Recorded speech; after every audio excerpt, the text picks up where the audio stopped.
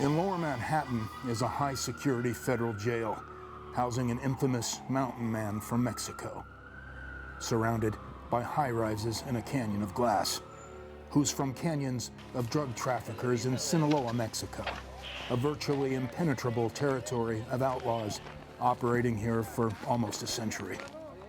That infamous mountain man, Joaquin Guzman, a short guy at 5'6" nicknamed El Chapo, or Shorty, who was one of the most wanted men in the world, first captured and imprisoned in Mexico in 1993, but then escaping prison reportedly in a laundry cart.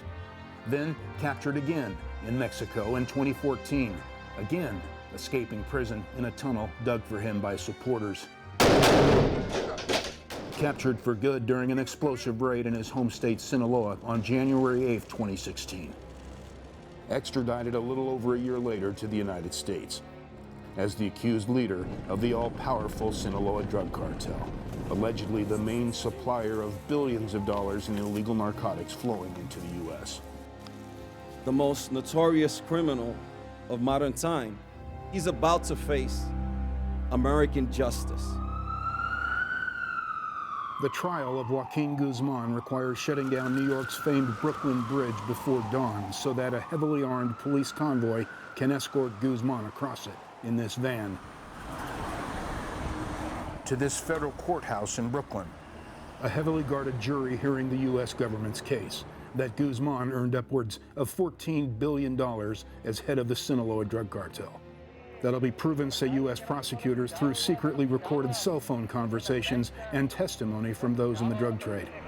That Guzman led drug trafficking operations in Mexico for almost 30 years and conspired to murder many individuals standing in his way. Guzman has pleaded not guilty. At the jail housing Guzman, we had a chance to meet with his attorneys, visiting him on a weekend off day, the day before the trial. How's Mr. Guzman doing? He's as can be expected the day before his trial starting. He's all right. Guzman's so-called dream team of private attorneys include Jeffrey Lichtman, noted criminal attorney William Purpura, and Ecuador-born, U.S.-raised Eduardo Valareso, who recently represented another high-profile Mexican drug lord, Alfredo Beltran Leyva, who was ultimately sentenced to life in prison. Valareso says as a college student at Georgetown University, his original plan was to become a doctor, until one fateful day on the streets when police surrounded him, he says, mistaking him for a Hispanic drug courier. I really felt violated. I felt humiliated. I'm getting searched up against the wall. There's people going around me look at this criminal. He must have done something, and I haven't done a thing. And I thought at that point, I don't want this to happen to me ever again, and I don't want it to happen to other people. Valareso says he's not saying Guzman is completely innocent of drug trade activities, but argues that Guzman is not the leader U.S. government prosecutors make him out to be. He's a guy from the mountains. He's simple.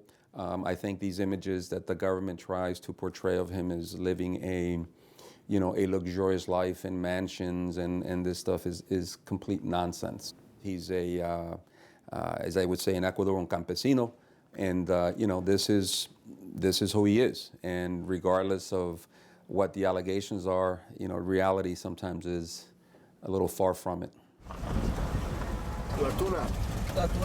Guzman was born more than 60 years ago here in the impoverished mountain hamlet of La Tuna, in the rugged Sierra Madre in the Mexican state of Sinaloa, where he says he first sold oranges as a boy to support his family. And then, as many boys do here still today, gravitating to growing and smuggling marijuana to the U.S. Guzman claiming he's done nothing more than sell weed back in the day.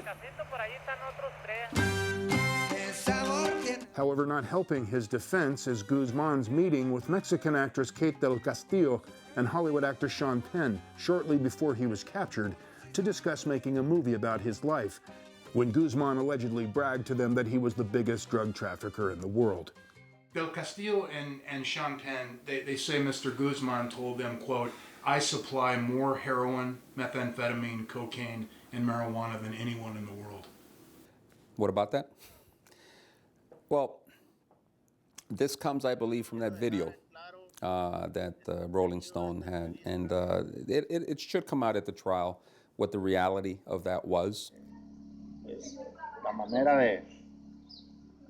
de tener para comprar la comida, para sobrevivir, es sembrar amapola, marihuana. The video, I believe, is going to be introduced by the government. The logistics of that video, I don't think people understand. What he said in that video, quite frankly, was sort of a script, because why were Kate and why were Sean Penn there? They wanted to make a movie.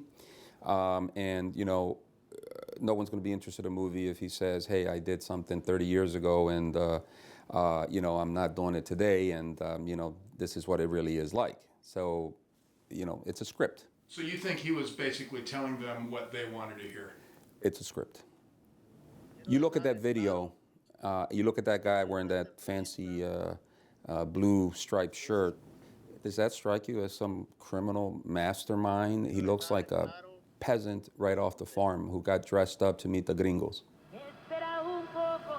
What is clear is an affection for Guzman in the mountains of his native Sinaloa state as a Robin Hood-like figure, Chapo.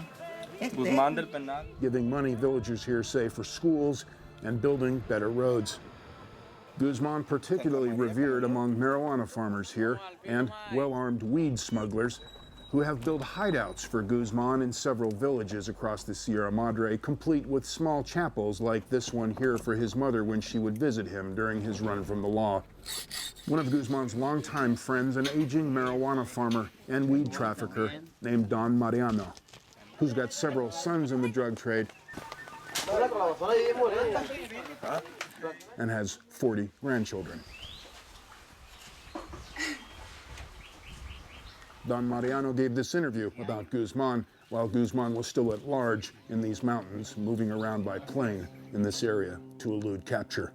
Pues fue un buen hombre, ¿no? Pues muy buen hombre, muy buen amigo. The Don's son, Gordo, a marijuana trafficker himself, is described as one of Guzman's most ruthless bodyguards. Gordo filmed here during one of his many smuggling runs with weed bound for the United States. Later, Gordo reveals a crude hideout where Chapo Guzman laid low in his village. La calle Chapo Guzman. Los guachos parpajaron aquí. Gordo says 15 minutes before the Mexican military raided this place, Guzman fled the location by small plane, taking off from this crude airstrip in the village. Él se fue en una avioneta. These images of Gordo in his marijuana field with his two young sons would be some of the last images of him filmed alive, before Gordo was ultimately shot dead in an ambush by gunmen described by his family as the drug trafficking enemies of Chapo Guzman. Gordo's father, Don Mariano, taking the death of his eldest son particularly hard. His son's murder, the kind of murder in these parts, he says, that sets off a wave of revenge killings. Killings, says Don Mariano, that are not ordered by Guzman, as claimed by the U.S. government, but rather killings the Don admits to committing himself at his own discretion, he says, to avenge the murder of a son and other family members over the years. The Don's been shot several times himself by enemies in the drug trade and claims he's killed more than a dozen of them in his lifetime. 13. 13 hombres matas. Hey. Usted. Sí. Con rifle. Con rifle, sí. A pedrada no la chingué. ¿Necesita permisión de él primero o no? No. A mí no me han ocupado para eso, no. Si le mata uno un hijo, pues si no hace nada, porque a tiro sea culón. Machín, mal machín. Chapo Guzman's legend in these Sinaloa mountains suggests to many in U.S. law enforcement that he was the top boss in Mexico, controlling key drug smuggling routes all along the U.S.-Mexico border. For example, here at the border with Nogales, Arizona on the U.S. side and Nogales, Sonora on the Mexican side, where many Mexicans today wish Guzman well during his trial in the United States. Saludos para el Chapo Guzmán. Un saludo también para el Chapito Guzmán. Me respeto para el mejor. Chapo Guzmán, mis saludos y mis respetos. Y adelante, mejor. Cuídate mucho, mi pa. U.S. authorities claim Guzman's capture and trial are a major blow to the flow of drugs across the U.S. border. That's not exactly the case, however, say many here in the drug trade. I'm back. For example, this drug dealer associate of the Sinaloa cartel who says the drug flow into the U.S. has never been stronger. That's cocaine, powder cocaine? There's a crystal. That's crystal meth? This is a Percocet. Percocets? And that's a weed. You got your weed? Mm-hmm. This meeting taking place, by the way, just a block away from U.S. border agents and U.S. soldiers on the other side of the border wall. And they can still move this across the border? Yeah. Has anything changed since Chapo Guzman was captured or if he's convicted? No, it's the same. Anything you want, you can get. If you get money, you can get everything. And it's going across the border every day? Yeah, true. Same amount? Yeah. They're across the border all the time. More or less? More. More? Yep. After Chapo was captured? There's tunnels? Much tunnels, I've got guys on camera saying it's not changing anything. Right. It's not. I don't think so, and I don't, and it's not going to change, because one of the things, as I mentioned earlier, that you have to address with this so-called drug war is not only the demand in this particular country, but also the poverty and the lack of opportunities for people in other countries that are involved in the drug world. Black tar, $40. That's your black tar heroin? Yes. Anything that gives you money, you can do it over and over and over. Why? Because it gives you money. So just to be clear, if Chapo Guzman is convicted in the end, what will it change? Nothing. Nothing.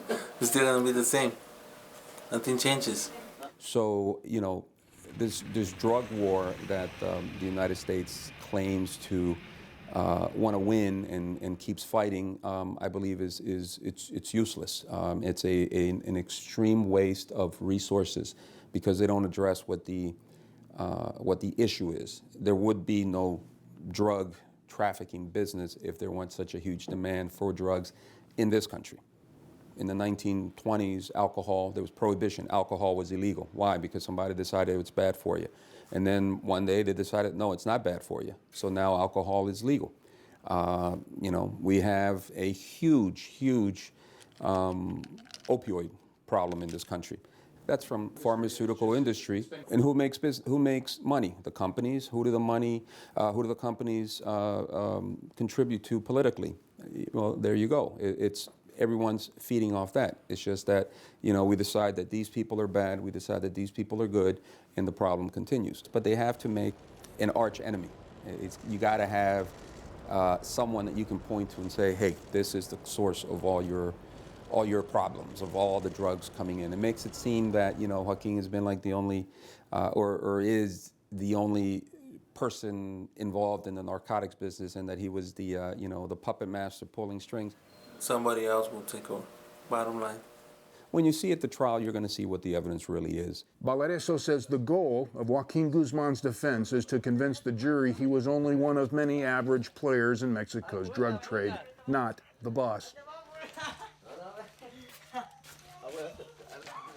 And to convince the jury that witnesses from the drug trade testifying against Guzman now are not credible. All of these people you'll hear at trial are admitted criminals, and they have done horrible things. And every single one of them is going to be there for one reason, and that reason is to reduce their sentence.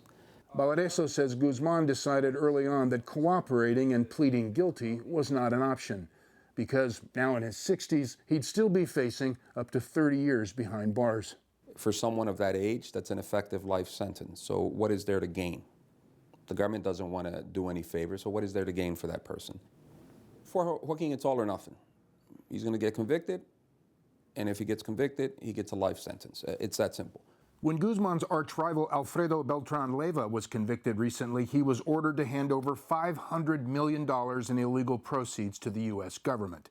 For Guzman, prosecutors indicate that he owes much more than that. In the end, with his young wife Emma and their twin daughters and an extended family to support, it's unclear how much money Guzman may have hidden away. U.S. prosecutors at Guzman's trial inside this federal courthouse are confident that when Guzman leaves here for the final time, escorted in his private police van back across the Brooklyn Bridge to Manhattan, that his view of things on his ride back to jail may be the last bit of daylight in public he will see for a very long time, if ever again, if ultimately convicted. A conviction, says Guzman's attorney, Eduardo Valareso, that, as the winds of time have already shown, won't stop the drug trade down in Mexico.